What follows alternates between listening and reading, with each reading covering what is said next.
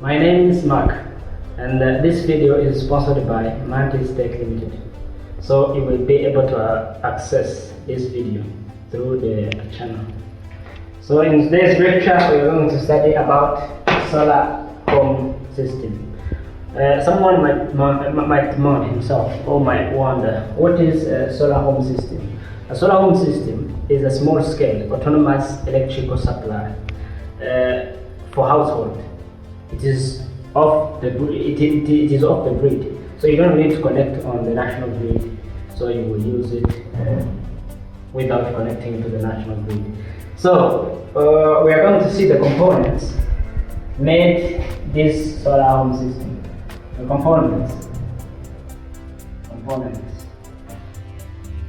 You will be sorry for my handwriting because it's not good, but you will be able to see that. So we have what we call a solar module or a solar panel, and we have battery, and we have solar charge controller, and we have of course inverter. So this is the components that we've got for the solar home system. So we can now see the function of each component, starting with the solar module or solar panel, depending on how you want to call it. So before we continue on explaining the function of each, I would like to show you physically what we've described as the components. So here we've got solar panel. This is the solar panel. Is it? And we've got battery. This is the battery, as you can see. And we've got the charge controller. This is the charge controller. Is it? And this is inverter. This is the inverter. So we are going to see the function and role of each in the solar home system. So we start by solar module. This is a device which will help us to capture the sunlight and transform it into direct current. So take it as that, but it's electricity. It's a kind of electricity. So this converts solar sunlight into direct current. So it is like this. If I can use this drawing. As I've shown you, we have the solar cells. That solar module is comprised of solar cells. And these cells are connected strategically to provide this current as the sunlight hits them. They produce electricity, and this electricity can be captured here.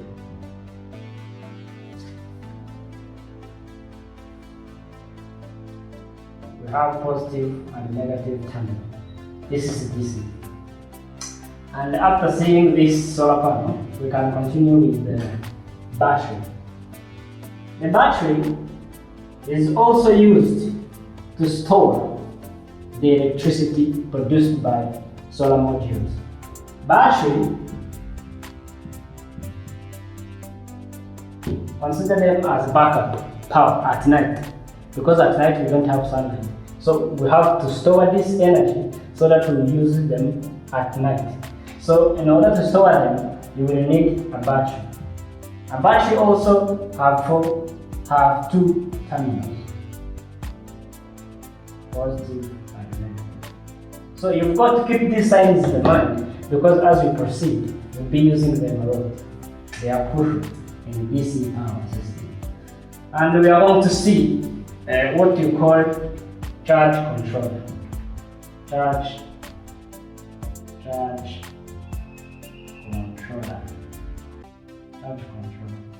As the name suggests, it's a charge controller. But let me tell you, this prevents overcharging and over discharging of battery, because when you over discharge the battery, this is going to cause problems because the battery is going to die out soon. So it also prevent overcharging, because when you overcharge the battery also it's a problem. We need to prevent overcharging and over discharging. And now we are going to continue with the inverter. The inverter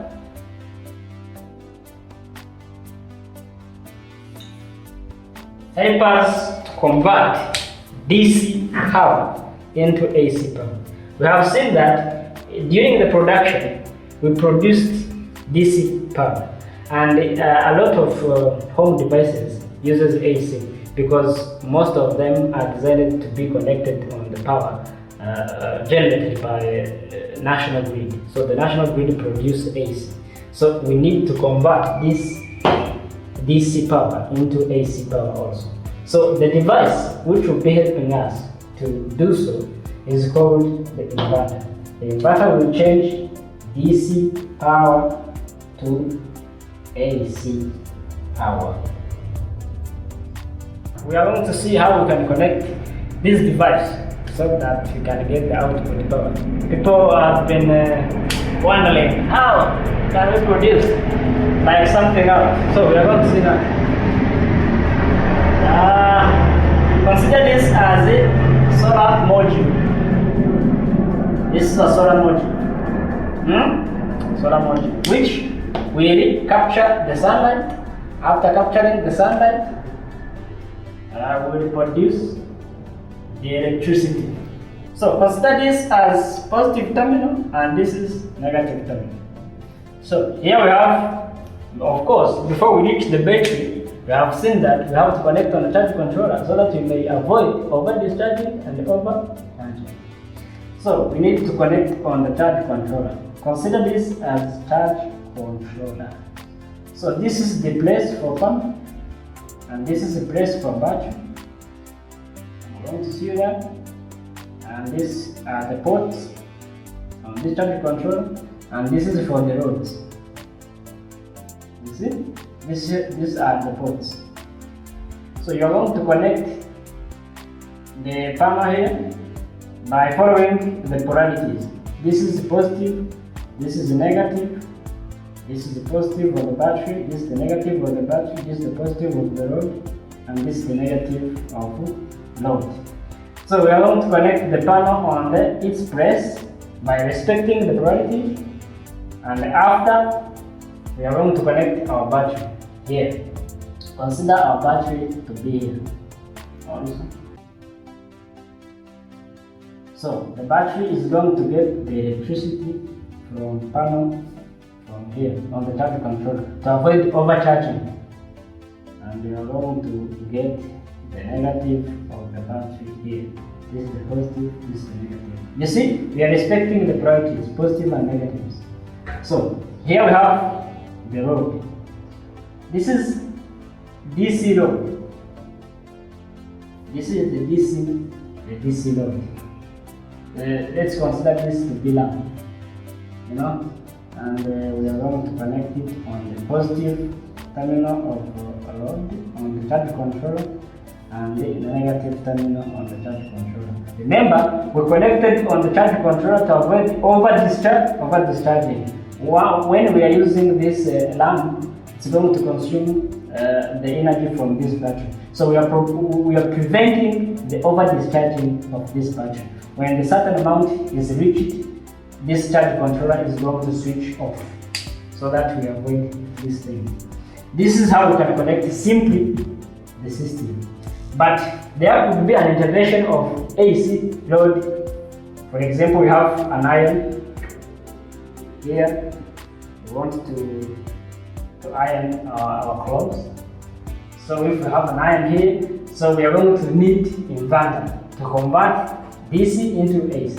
So suppose I'm going to consider this to be a DC to AC inverter, as we have seen. So we are going to connect it also on the roads. We are going to need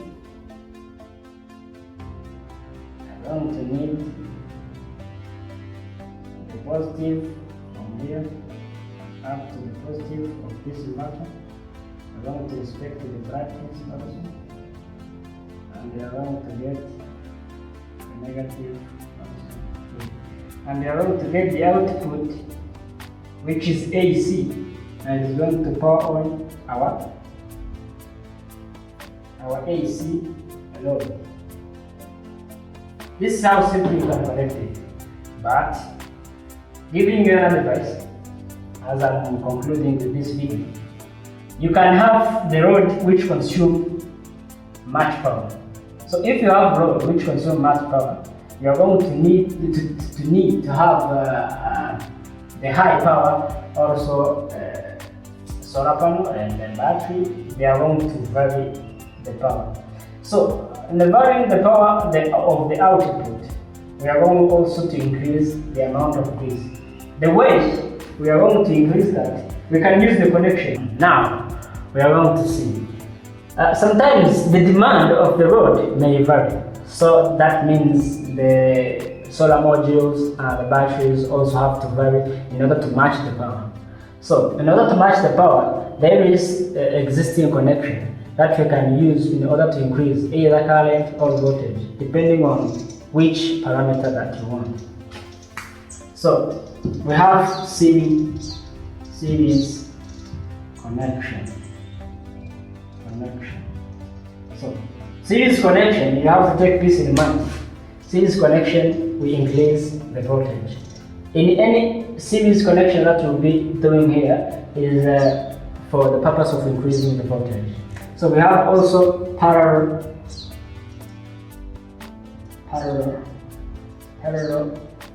connection.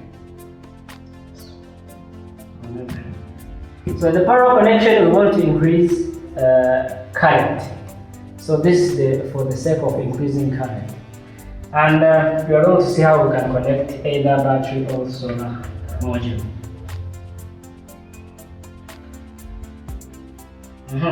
Consider this to be solar module, and we have two solar modules. And this one. So we are going to connect them in series and after the parallel. Consider this to be positive, and this is negative of another panel, and we have the negative of course. So let's do this. This is the positive, this is the positive of another panel, this is another positive, this is the negative, this is positive. So by doing so, you see these panels are connected in series because the positive of the first solar module is connected with the negative terminal of another module. This is connected in series, so we increase the voltage. So when you put a digital multimeter here, we are going to read if this panel has 12 voltage and this one 12 voltage. Here you are going to get the summation, which is 24 voltage. This is how you can increase the voltage. So now we are going to see how we can increase the current. So to increase the current of these solar panels, let's consider the first panel has 1 ampere, 1, and this one also has 1 ampere. So we consider this one has 1 ampere and the 1 ampere. So this one we connect them according to the polarities, but we don't change anything. So if it is negative, it's going to be connected to the negative, and the positive also is going to be connected on the positive terminal of another solar module. So by getting the output here, if we put a meter here, we are going to read 2 amps. You see the summation of 2 ampere of each solar module. So this is how you can produce greater current by adding the currents of individual solar modules. So the same techniques also applies on the batteries.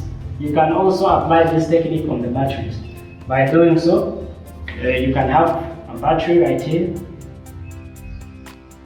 and another one right here, and you want to increase the voltage of each. Consider this to be having 12 voltage and another one 12 voltage. Connecting them in series, you have seen this is a positive, this is a negative, this is a positive, and this is a negative. You have to respect the polarities, and you connect the positive to the negative, and the output of each, we are going to connect it on the voltmeter, and by connecting so you are going to get 24 voltage also as output.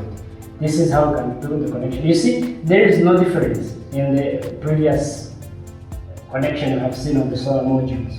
It's the same thing. And if we need to connect them in the parallel to get the high amount of current, we also do the same thing. We also do the same thing we have seen on the solar modules, because this is positive, this is negative, this is positive, this is negative. We are going to connect the polarities, the positive on the positive, the negative also on the negative, and if we put the ammeter here to get the result current, consider this to be having like 20 amperes and 20 amperes. We are going to get here 40 amperes as the output. So you see, this is the same.